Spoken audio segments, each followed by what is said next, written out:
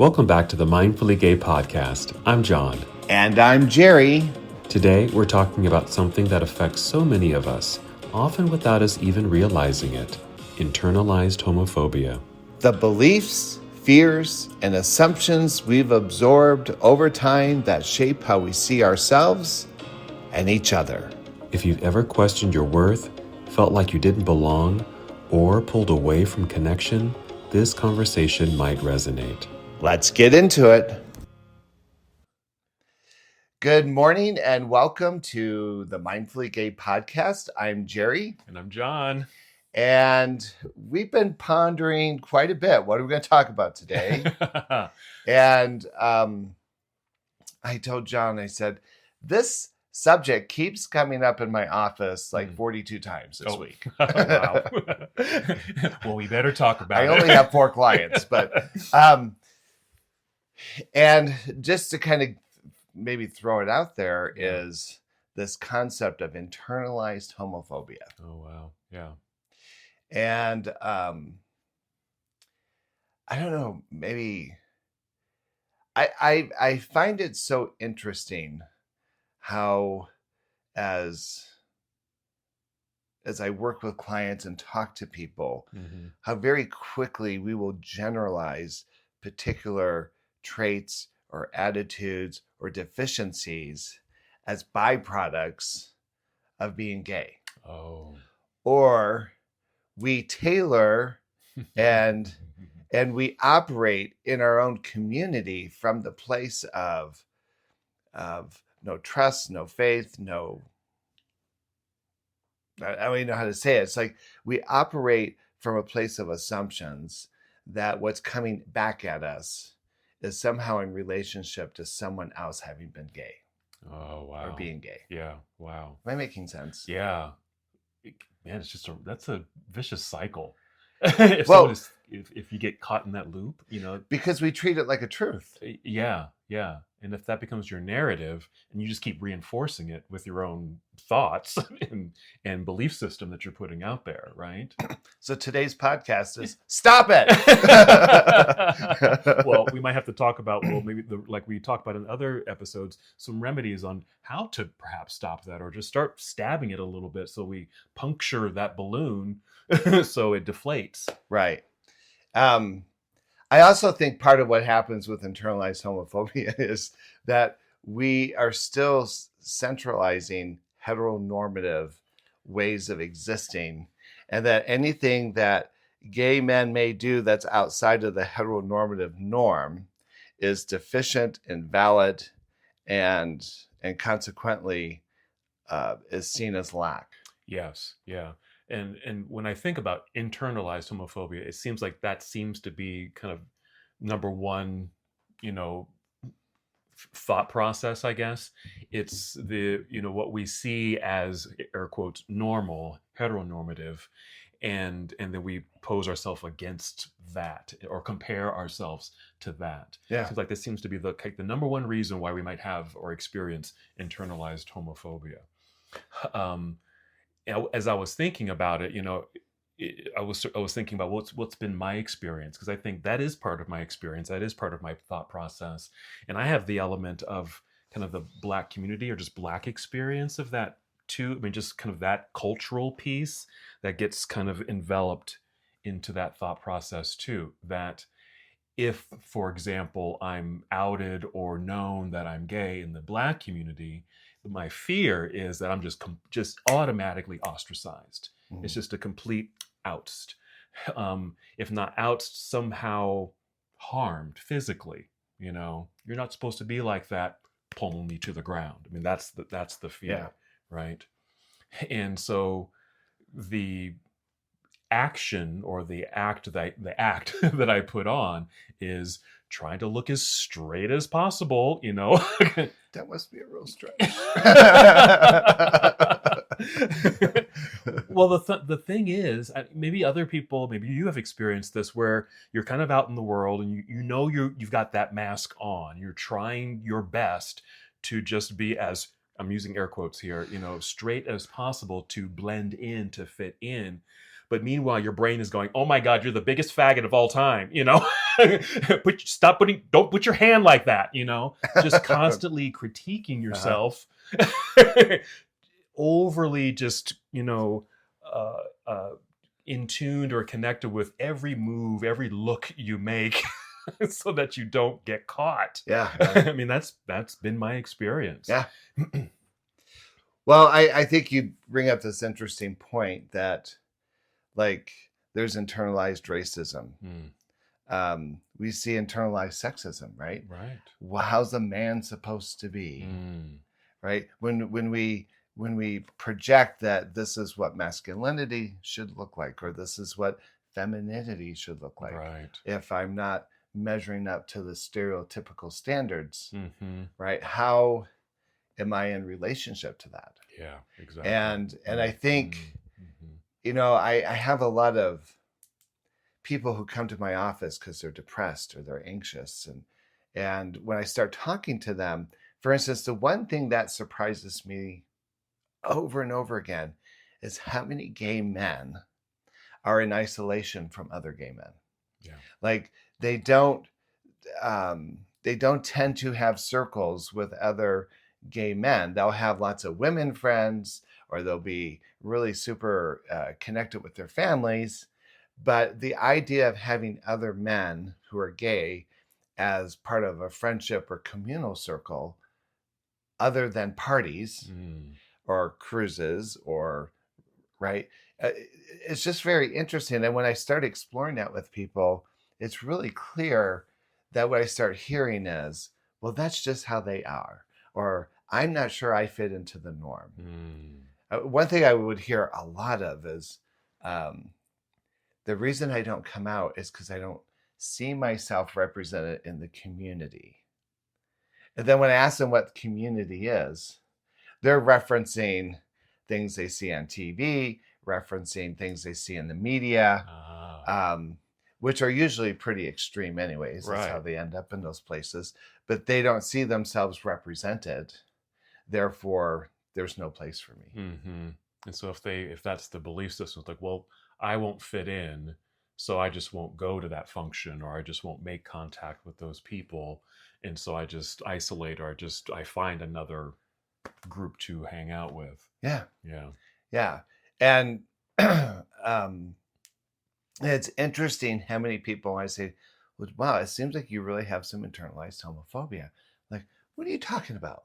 As if because I'm gay, I can't be homophobic. Like, we're all raised we're all raised in this heteronormative template, right? And of course, none of us leave unscathed from what's out there in society. I think the challenge is how many people are willing to just pause and really deconstruct and really look at, well, who am I as a gay man in relationship to other gay men? And how do I shift that narrative within myself? Right. And that's certainly a question we want to get to. Going back to, and you certainly don't have to be specific, but what kind of comes up in your sessions with people, or like what are people saying in general? But I'm also curious, like, just how are they feeling? How are they feeling either about themselves, well, mainly about themselves, but what are they kind of putting out there? Well, I'm going to be campy about this for a minute, because somebody breaks up with their boyfriend. Okay. I've just had it with gay men. All they want is sex. They're so shallow. They're so this, they're so that, right? But I'm just not going to date ever again. Right? And so they've had this bad experience. They contribute the experience to this person, their partner, having been gay, and therefore and then generalize it that all gay men are this way. And usually my response is, it's interesting. I've never had a heterosexual person come into my office with similar dynamics and say, I've just had it with straight men, or I've just had it with straight women. We attribute it to that's like the number one, because you're gay. You're the You're problem. the problem. Yeah. Here's the problem. And so Interesting. I think people come in this place of discouragement. And when I'm, as I often listen to that assessment, I think, well, you went into this relationship looking for all the stereotypical deficits. And I wonder how long you were keeping this scorecard. Mm. And somehow you think you're outside of that. Oh. The other thing I often tell people too is I said, it's interesting. I'm a gay man and I have a very different assessment. Seems like gay men come in lots of different shapes and sizes and attitudes and strengths and deficiencies. And I'm not sure that they're much different. I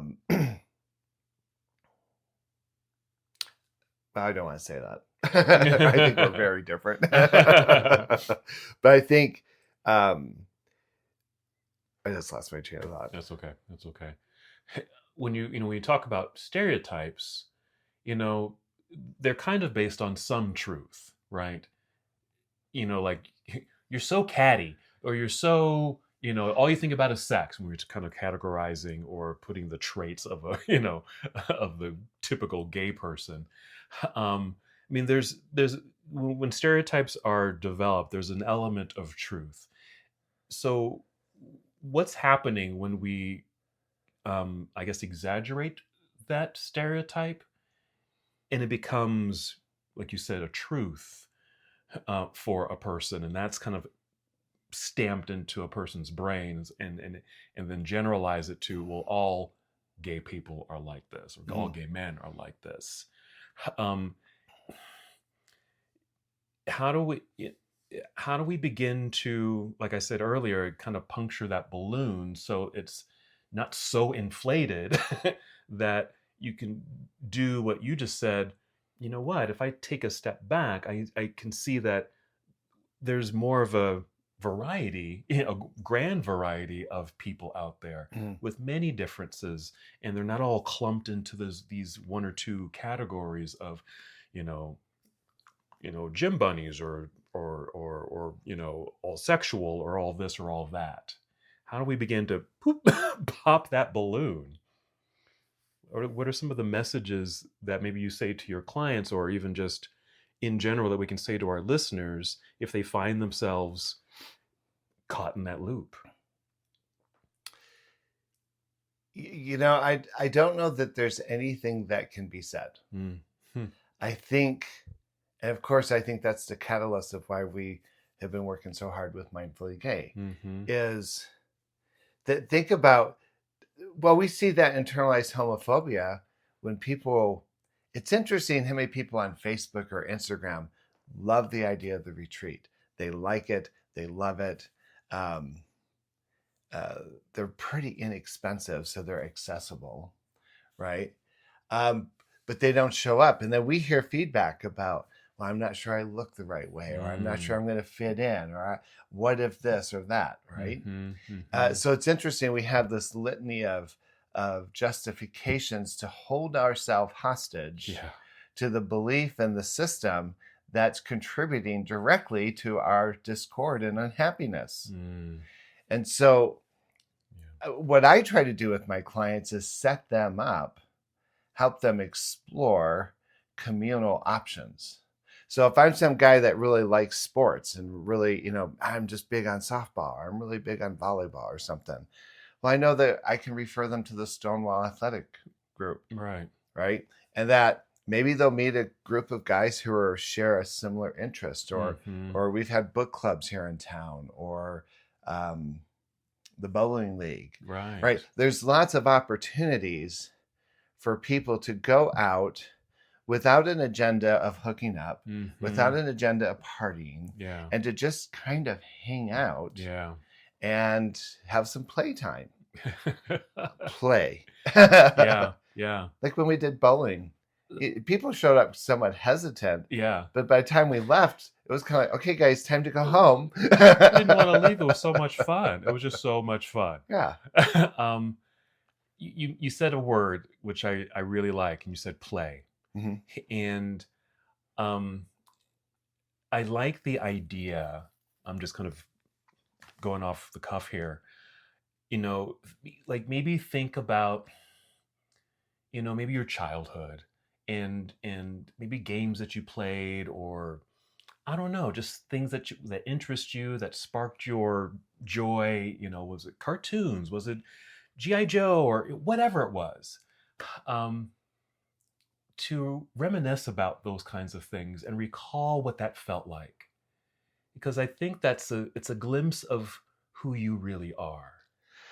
That joyous kid that enjoyed this thing, and because I think that's what's in part missing when someone is really entrenched in their own homophobia, is that I just can't find joy in anything. If I can't find joy in myself, I'm Mhm. certainly not going to find joy out there, Yeah.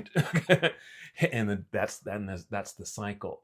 So I'm wondering if part of that puncturing or intersection or interjection perhaps is what makes you happy?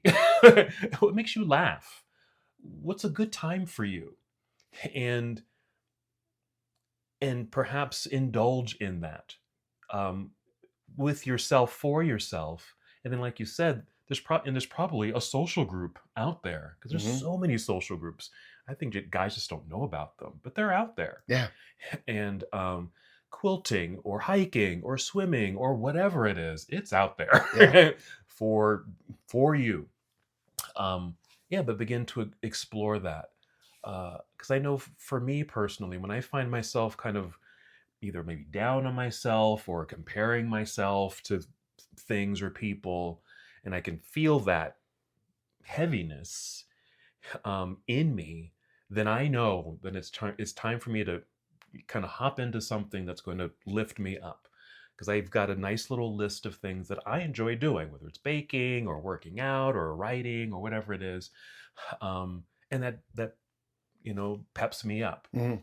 and makes me feel good in the world, and that I have something to contribute. And it really seems to kind of block out, or helps that internalized homophobia sort of fade, at least, and not get so much in the way, because it's still there, it's still present, but it's just not in the way.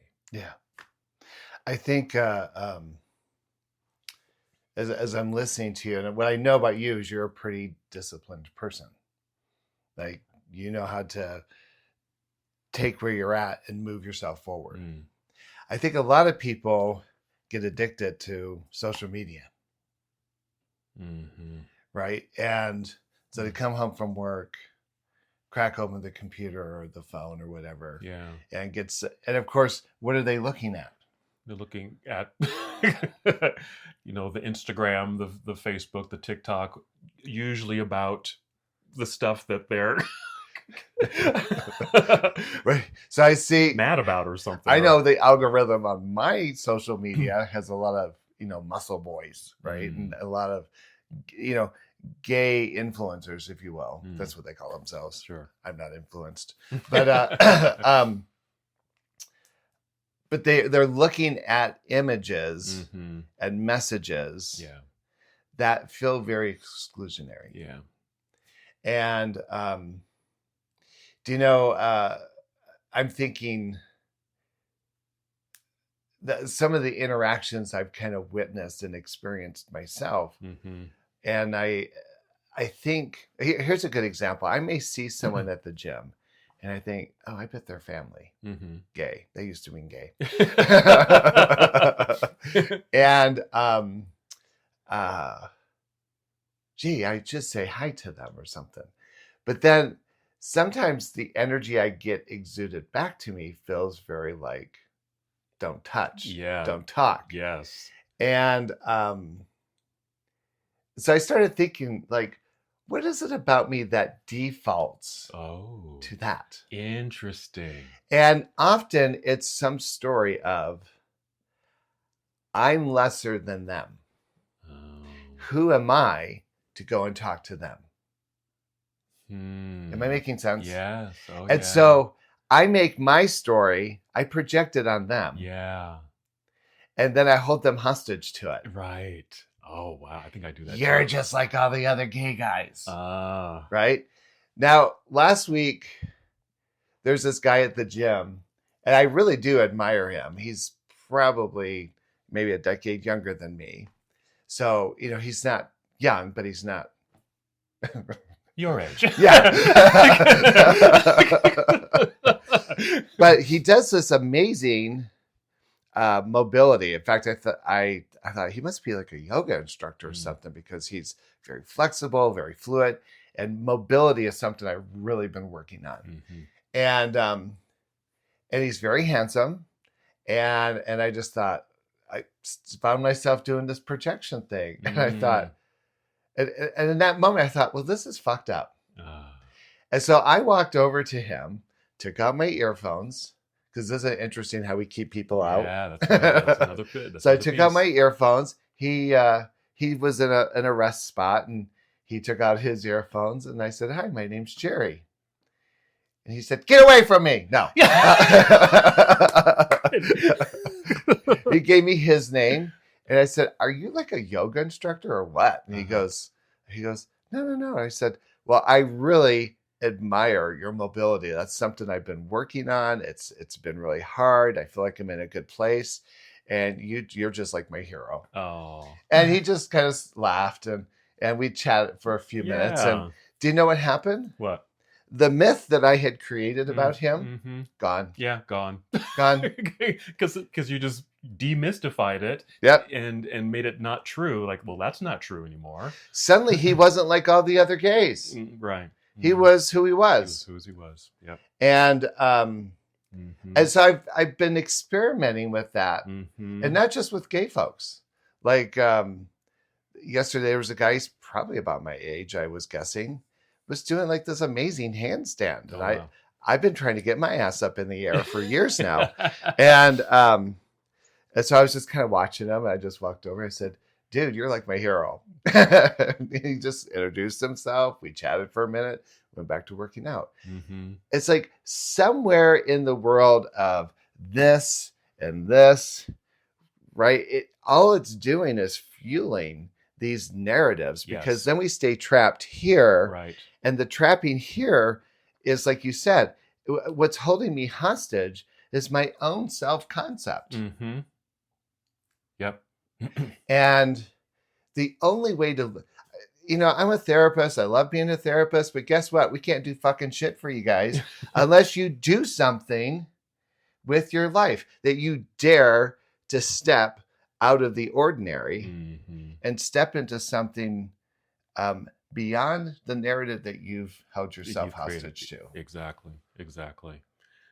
Yeah. Because when we turn to the social media, it just, in whatever case it may be, whether it's these particular images, statements, it's certainly, gay men, with politics, all that, it shapes the way that we think. That's just rolling around in our heads. We're creating all kinds of stories, and then we start comparing ourselves to those stories, and then we start to, like you said, project them out into kind of our real world, whatever that might be. And you almost, if you're putting yourself under that spell, right, with these magical powers of the social media, etc., how can you break your own spell? And you sounds like, that's a good remedy for that. You almost have to test yourself. And you know what? I'm just going to say hi. I'm just going to take the earbuds out.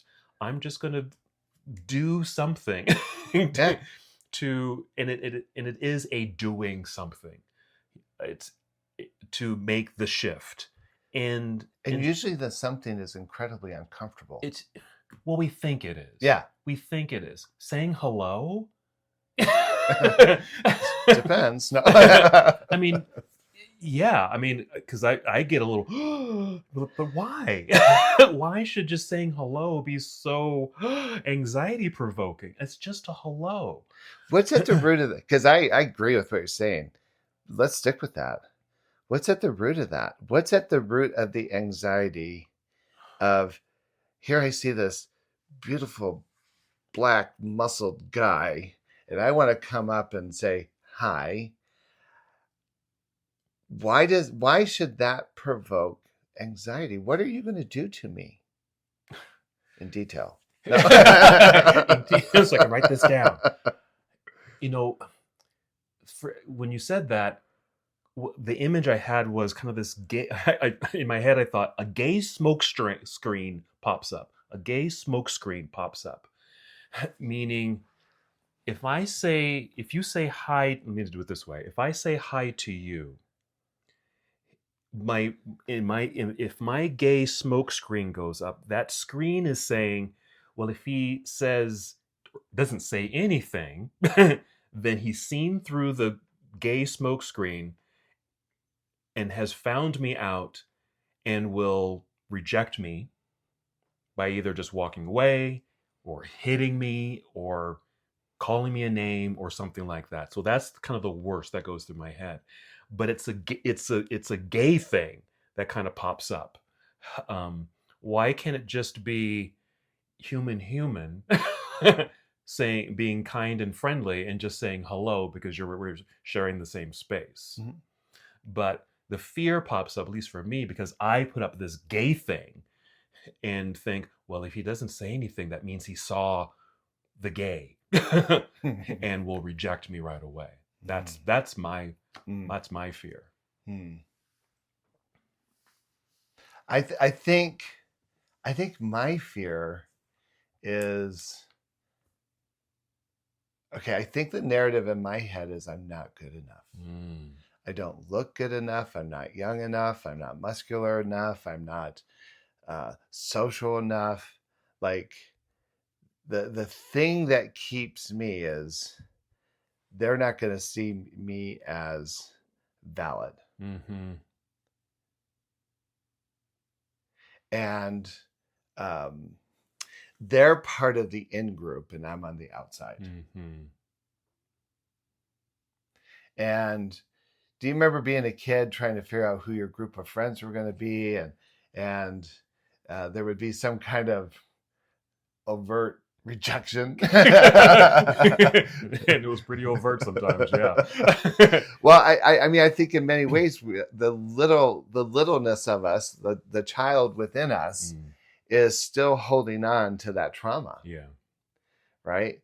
And so like the guy I talked to at the gym, I see the guys that he visits with and socializes with, and I think, oh, I'm probably too old for them, or I'm right. And I'm not looking for anything other than a sense of connectedness. If I were to cross paths with that person at the grocery store, I would like to say, "Hey, John, how you doing?" Yeah. But it feels like everything is geared around my experience is that everything feels geared around some potential narrative around worthiness or acceptedness. Mine seems, I don't know, it seems just a little bit more general. It's just gay is bad. Flat out. Uh-huh. And so, but even with other gay men? Well, no. This is in the event where I don't know if this person that I'm encountering is an ally, is a potential enemy, or is gay. I mean, I don't know. But I may see a person and may want to say hello, but like I said, that gay thing pops up in my brain that states, well, what if he's not an ally and just rejects me just because of that fact that I'm gay? And it's just, well, that's that, you know. So yeah, interesting. Just the way my brain kind of goes that way with that. But so I think in general, if I would rather someone walk away because, oh, well, he's gay, like, fuck him. I guess I don't get so caught up about that part of it, because I'm often surprised. I've been really surprised, and I don't think this has always been our experience. I remember at some point going to the gym thinking, like I might have like these straight friends at the gym who will be flirty with me. And I'm really uncomfortable with that. I'm like, stop it. Yeah. What are you doing? Because one, I kind of like it. And two, I'm Sicilian. I can take you. But because, I think in the 80s and 90s, that was ground to get bashed. Well, exactly. It wasn't safe. Yeah. Yeah. And so I'm often finding myself surprised. In fact, I swore this guy was so friendly and so engaging. I thought for sure he was gay. Mm-hmm. I just made that assumption. Mm-hmm. And one day at the gym, we were talking, he's talking about his girlfriend. And I'm like, it just came out of my mouth. Are you straight? But what's interesting is he was not even offended. Mm-hmm. He's like, yeah, I have a girlfriend. I'm straight, dude. Yeah. And I said, okay. I guess I got my wires crossed. He goes, that's okay. It's kind of flattering. Yeah. Yeah. And I'm like, what? Right. Right. If that would have happened in the 80s, we would have been hospitalized. Yeah, exactly. And see, that's the thing. Our, internalized homophobia is sometimes based off of some kind of experience or an encounter or a trauma or something that just gets, just gets imprinted into our brains, right? And we just keep reinforcing that in just by every experience. And because we're kids of the 70s and 80s and 90s essentially, there was a certain way not to be out, right? Mm-hmm.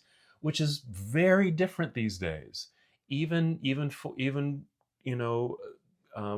straight people, meaning we've got all these new terms like, well, it's probably not even a new term anymore, but like metrosexual, just people who are just, they may be a little bit more fluid or just more accepting. It doesn't matter. You're gay. That's cool, man. It doesn't matter. Yeah. And so I have to remember that. Yeah. I have to remember that. And really that would 2026. help. Yeah. 2026. Yeah. that would help drop that gay smokescreen that I keep putting up, that this is a different time.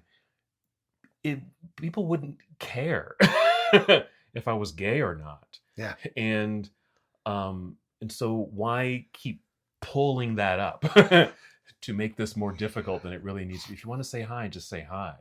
I have to tell you this story because it was funny. And this is before I even met Bruce. Mm. So I used to have this friend, Brad. We used to work out together at the gym. And Brad was gay. Had a really nice build about him. I was younger. And we would work out together all the time. And we'd always see this guy who clearly looked like, he just looked like your standard Marine issue piece of muscle. and Brad and I would always like, oh my God, that guy's so hot. Oh my God. We were like just infatuated with this guy. And he would show up around where we were working out, and he was clearly trying to connect with us. And Brad and I could not figure out what his gig was, but we didn't even think he was gay. Mm-hmm. And so one day, and he was kind of like a bodybuilder. And one day I was like doing lat pull downs. He goes, "Here, well, let me help you." And he like pushes his body up against my back, and I'm like. That's not what straight dudes do. Is this right? and then one day he came up and he was like grabbing my chest. Oh my! And then we'd walk away. I go, Brad, are you sure he's not gay? And then one day he goes, it was a Halloween. Halloween was in the air, and I think it was the weekend of Halloween. And he's like, well, what are you guys doing for Halloween? I said, oh, we're going to go out to a club. He goes, oh, yeah, where are you going? He goes, maybe we can meet you. Maybe I can meet you there. Uh-huh. I went, I'm not sure you're going to like the club we're going to. He goes, which one? I go, at the time, the gay club, the only one in town was the Sun. And I said, well, we're going to go to the Sun. Uh-huh. He goes, well, great. I'll see you there. And I'm like, wait a minute. like, we're gay, right? He goes, yeah. So Bradley and I, he's walking away, and our jaws are on the ground. It's like, Right. oh my God. Right. But our story was, Yeah. he was so not gay. Mm-hmm. He couldn't possibly be gay. Couldn't possibly be gay. Yeah. Yeah. And we were being all kind of stealth, because if he wanted to like eat us for lunch, he could. Yeah. Right. And then in the short of the story, we dated for a little bit. Oh, yay. Then I found out he's homeless. I'm like, no.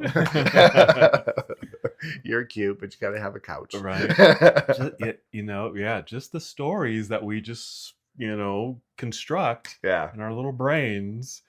But the moment that we can, demystify that and just break that down, sometimes we can be just very, shockingly surprised, right? Like, what? Yeah. But see, our narratives were we weren't even giving him a chance. Mm-hmm. And when I think about the guy at the gym, for instance, I think, I wasn't even giving him a chance. Even though I was highly likely that he was gay, I just decided he was one of those gays. Right? That was that's all my internalized crap, clogging up the wheels. And it's interesting. There's a couple, I've been experimenting with that, especially at the gym. And what I'm finding is that everyone that I've made assumptions about, I've been terribly wrong. And the more I realize how wrong I am, the more likely I am to keep experimenting until I find out I'm right. And every once in a while, there is a prick. Yeah. Every once in a while, there is some kind of idiot that, thinks he's too good for everyone else. And if we think about that, maybe that's about their internalized crap. Right. That I can only associate with you if you're a particular kind of person. Like, do I really want to, whether they're gay or straight, do I really want to be with that person, be around that person? Yeah. And then when you're able to kind of, dissociate and just distinguish, wait a minute, that's not my stuff. That might be their stuff. And I until that shifts, I don't really have to be involved with whatever that is. Yeah. Right. Yeah. I find the gym for me, because I love going, it is a big social experiment for me for the very same reasons, just encountering different people and really in vulnerable situations, here and certainly out on the gym floor, there's a kind of a atmosphere and presence and everything. Then also, but but also in the locker room, just you might see someone naked or in a towel or changing or something, and so there's this level of vulnerability where the gay panic can certainly pop up. If I see someone changing, I saw them naked, did I look a little too long and they caught me looking? Oh no, but it is a good social experience. I say, take a look. I'm fucking working hard. Well, to be honest and to be vulnerable, that's kind of the attitude that I'm taking. Is if I happen, because I shower and do all the things at the gym, change and all that kind of stuff. And so I'm naked in the locker room. And so instead of trying to cover up and do the thing, I'm just disrobed, moisturizing the brown skin, and and just whoever sees it's going to see it. And it helps me just to be a little bit more just confident in just being who I am. I'm naked. It's a men's locker room, for Christ's sake. You're going to see some naked people. Yeah. You're going to see a penis. Oh no. So that's kind of where my head goes, is so that I don't fall into gay panic if I happen to see a naked guy in the locker room or whatever, pass near the showers or something. It's helping me to break some of those narratives in my own brain. But but like you, just trying to put myself out there a little bit and just say hello, on the floor, even in the locker room, because because it's happening the other way. People are coming up to me. There's this one guy. I for some reason I just really hadn't noticed him before, but he's there just about every day, and I guess we're crossing paths. But he sees me all the time, and he finally came up to me in the locker room. He just sat down and said, "Hey, I see you every day.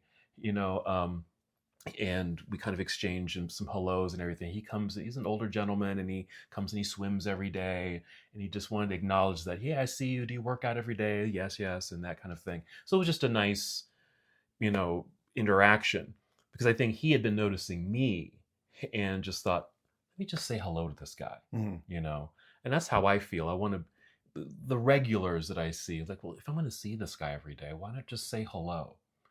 But there's this one guy, and I've seen him for years, actually at different gyms, because things have closed and whatnot, and we've somehow have gone to the same gym, and I've kind of deduced that, oh, he's gay, and and to me he's very good looking, so I like looking at him when I see him working out, and so at some point I started saying hello to him, but I only did that like twice, because I said it once, and I didn't get anything back, and it was kind of in passing, and so I was like, oh, maybe he didn't hear me, and then I did it again some other time, and it was he kind of turned away real quick and almost dashed in a way. I was like, that's very interesting. um and I think I may have done it a third time, and I got the same reaction, kind of like a scared deer in the headlights look, and he shifted. It's like, well, that's very interesting. um, so I'm thinking he may have something going on with some fears or whatever, that here's this black guy saying hi to him, and he might think that I'm gay or something. That's my story of his story, right? Because it's very interesting. It's like, I'm just trying to say hi to you because I know you're gay, and I just want to say hello and have a little interaction, but I'm not getting anything back. I'm getting the gay panic. Do you know, as you're telling the story, and I don't know who you're talking about, but Nick and I frequently work out together, and I know sign language. That's right. And there's this guy at the gym, and he's usually leaving as I'm coming in, because he gets there pretty early. And he's a beautiful man. Like, he's like a bodybuilder. He's just beautiful and gay, but he's deaf. And so the other day we were walking towards the locker room, and I told Nick, I said, I'm going to go talk to my friend. Why don't you, I'll just meet you in the sauna. And so I went over and started talking to my friend in sign. Blah, blah, blah, blah. And, and then this other guy I knew came up. He goes, oh my God, I've been trying to get that guy's attention, and I've talked to him several times, and it's like he doesn't even hear me. And I said, because he's deaf. So he may not really know that you're talking to him. And that's what the friend was going, I know, I feel like such a smug. But he had it in his head that this guy was so kind of distancing him. And disconnected, and just rude. Do you know, everyone has a story. And unfortunate for most of us, we only get to see the performance. And then the performance is through the lens and how we interpret it, which is more informed about our background. Right.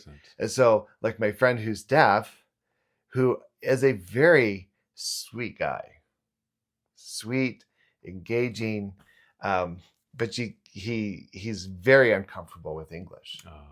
So he just doesn't even try to talk to people. But if there were an interpreter, or if somebody else can sign, then you realize, oh my God, he's like really the sweet guy.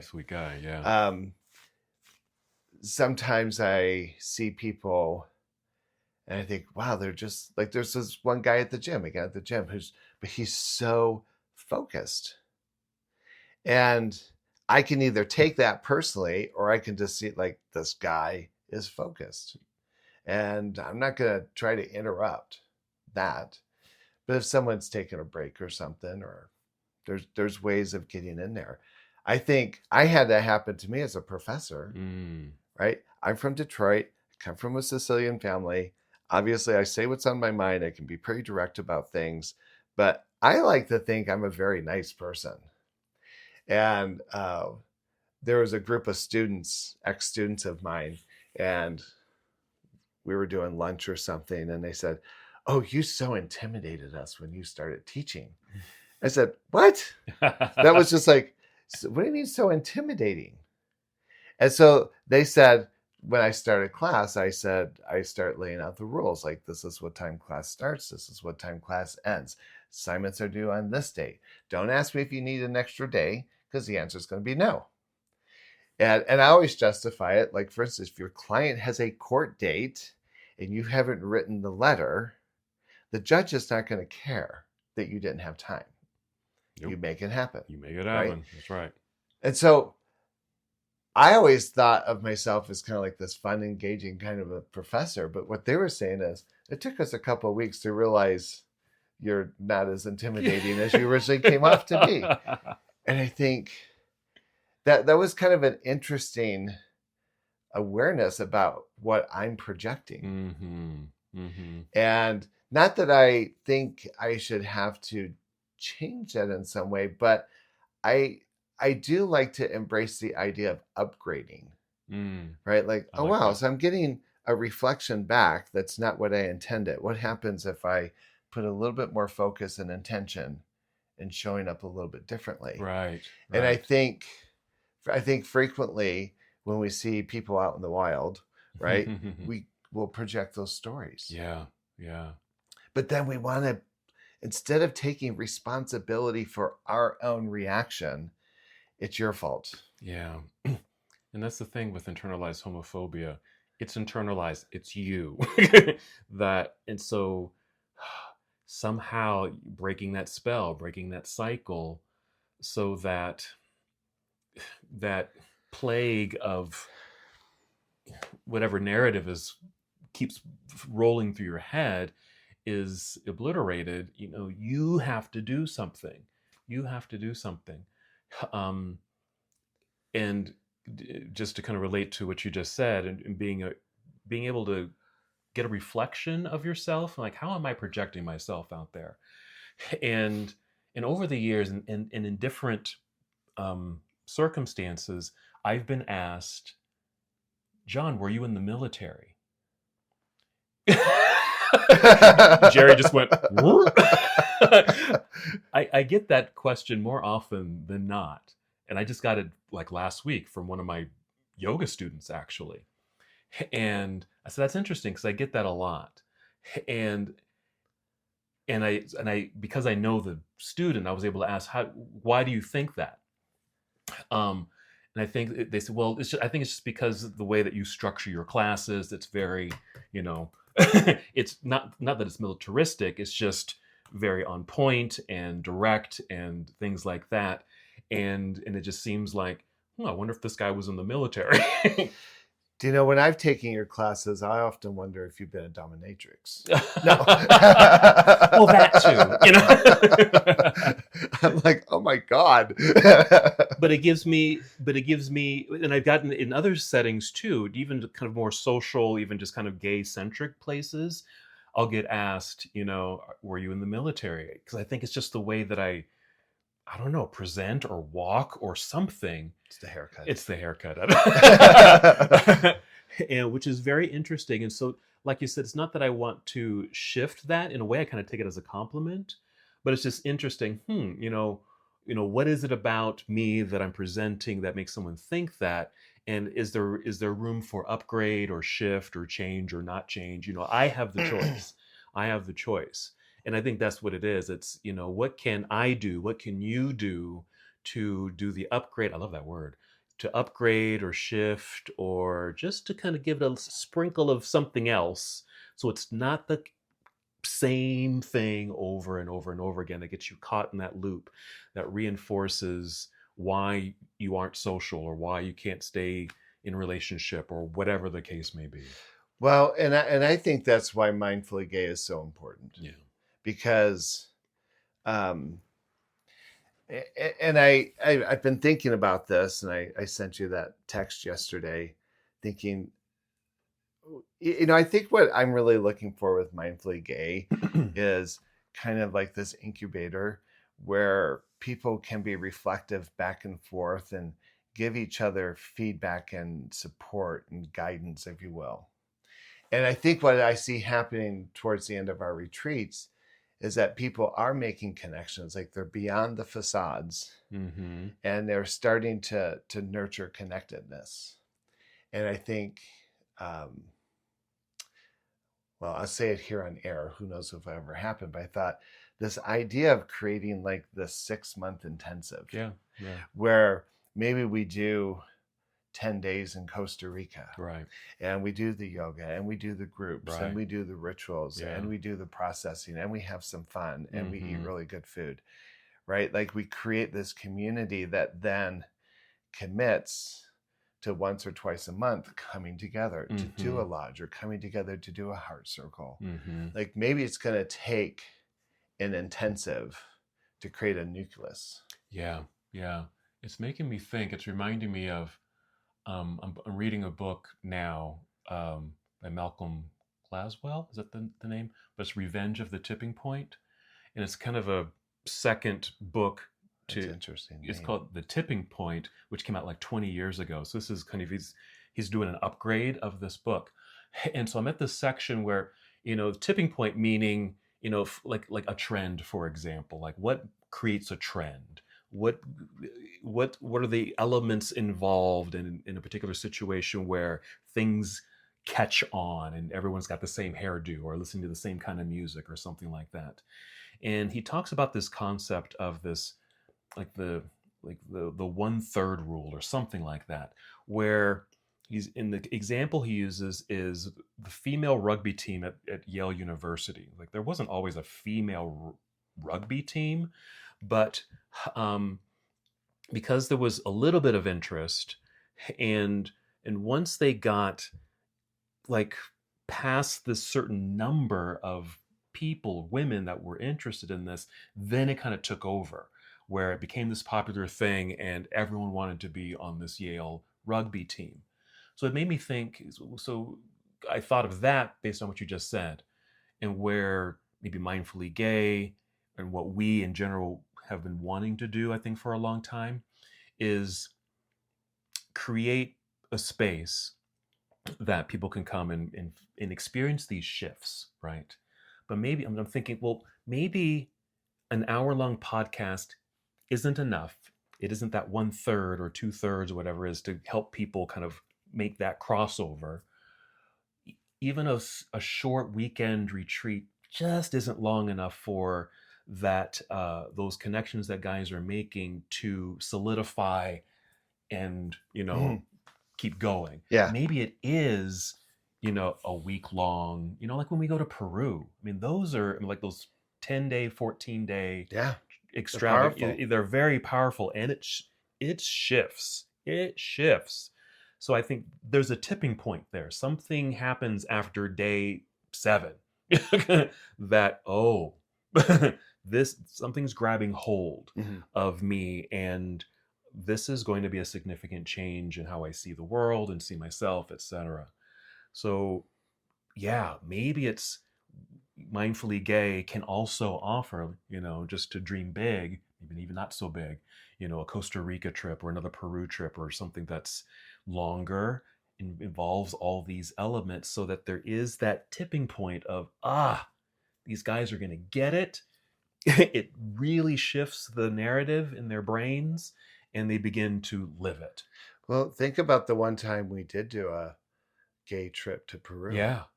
right? Oh, I mean, yeah. most of those guys are still in our universe. They really are. They absolutely Yeah. are. Yeah. And yeah, I was thinking, like, I have a connection in Costa Rica. Um, It's a nice retreat center, and we could do a lot of interesting things. There's a beautiful yoga deck. yes. and I have a connection too. So we've got two in Costa Rica. So we got to start. We got to think. Need your feedback. Because we'll have a good time. We'd love to bring you along. Love to bring you along because we know we've experienced those things like a Peru or a Costa Rica, these longer trips where there is shift and change, and if we can then just take these weekend retreats that we have here that are local, that's the practice. It's just a dabble. Do you remember Phyllis? Oh yeah. So, oh yes, Phyllis is a woman. Yeah. Remember this story? But yes, she came with us to Peru. Yes, she's from New York. She was probably in her early 70s. Yeah. And just very, you could just feel her energetically just kind of shut down in so many ways. Yeah. And we had a pretty heavy contingent of gays and lesbians on this trip, but it wasn't exclusive gay and lesbian. Right. And her story started to unravel, and I'm not going to get into all the nuances, but she had a lot of reasons to be guarded, to be protected. And between the journey, the friendships, the connections, the ceremonies, all these things, towards the end of the trip, she came out as a lesbian. Yes. And just was able to kind of embrace that part of her. Mm-hmm. And then the trip ended, and we kind of kept some contact with Phyllis, but we kind of lost track of her. And then Bruce and I were in New York a couple of years later, and she showed up at this event specifically because we were going to be there. Uh-huh. And she's still a lesbian. There was no remnant of the tightness that she showed up. Like she was, and just was talking about how that trip totally shifted this, the last quarter of her life. Yeah. And I haven't heard much from her since then, but I hear from other mutual connections that she's still doing well. Oh, that's fantastic. Yeah. I think, with the retreats, it's a glimpse, it's a practice, it's a little bit, because I think what we're trying to do, at least in my head, is trying to, in a way, recreate some of those big trips that we've done and package them in these small, edible, little bite-sized pieces so that guys can get some experience with it, with the hope that it's going to be long-lasting. But for some, yes, it is, but maybe something else is needed. Is needed. And I think, when we talk about kind of puncturing that balloon of internalized homophobia, if there's maybe it needs to be something kind of big to, really get that mind shift to help folks break free from what's holding them back, holding them down. Yeah. So I'd be really curious how people hear this topic of internalized homophobia. And I'd be really curious to find out, what have people done to challenge their own restrictive thinking, especially in relationship to their community? Yeah. I think we all have reasons to be ornery and difficult with each other, but it takes real commitment to hold on to it. It's work. It's energy. It takes work. It takes time. Yeah. And so I'm just curious how many people have kind of put that energy and that focus and that commitment towards more pro-social engagement with other queer folks. Yeah. So, well. Good dialogue. Woof. Yeah.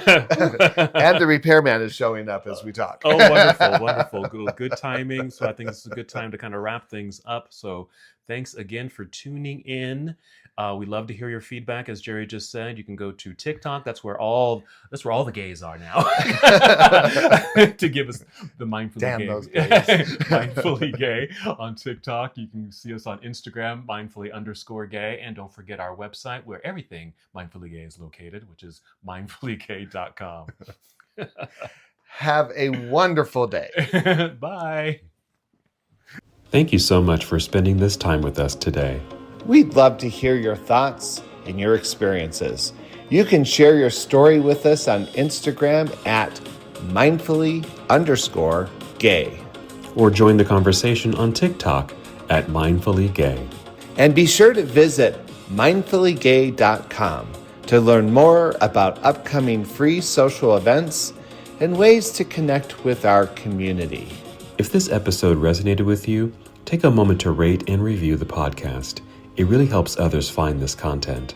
And don't forget, you can download this episode on Apple Podcasts or Spotify and watch the video version on YouTube at Mindfully Gay Podcast. Thanks for listening, and we'll see you next time.